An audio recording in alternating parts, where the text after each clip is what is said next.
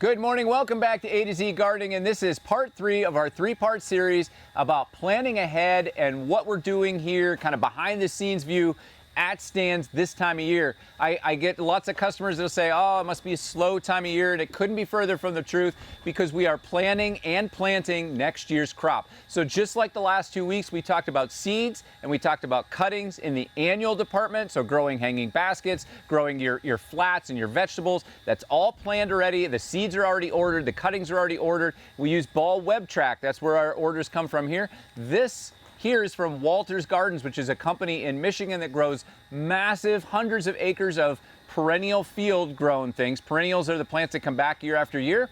And some plants are planted this time of year, so they're ready for your spring buy-in. Some of those plants would be Hemercalis or daylilies. Your daylilies are grown from separation, so you literally can dig up your roots at your house and literally chop them up and plant them other places in your garden, give them to friends. They take well to that this time of year. You cut the greens right off and literally separate the roots, so make them a young, viable plant. So we've planted these. You can see some roots already from one of them divisions that came from Michigan, so that they're all bulked up and ready for spring sales for next year. Plants that take kindly to fall planting in the perennial world too are something like dianthus. We like to plant them early from little starts, little cuttings as well, and they get bulked up or rooted so that when that crop likes to bloom in the early spring, they're already ready for you to go, ready for you to take out the door. So that material was all planted for fall. Another plant that you can dig up in your garden is the hosta. The hosta will take kindly and actually appreciates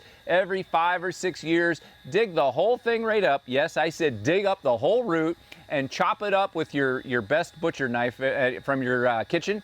And you can separate them, plant them other places in your garden. This shade-loving plant does kindly to August separation and division, but we have already done that for all of the new starts for next year. This is a proven winner of the Shadowland series. This is a nice new addition to our crop, and we already have some roots starting in that plant as well because they are going to be bulked up and ready for spring sale as well.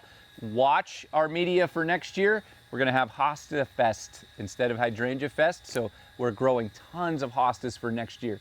If you have any questions about separating, dividing, or using your favorite chef knife in your kitchen, feel free to contact any of us professionals here at Stands.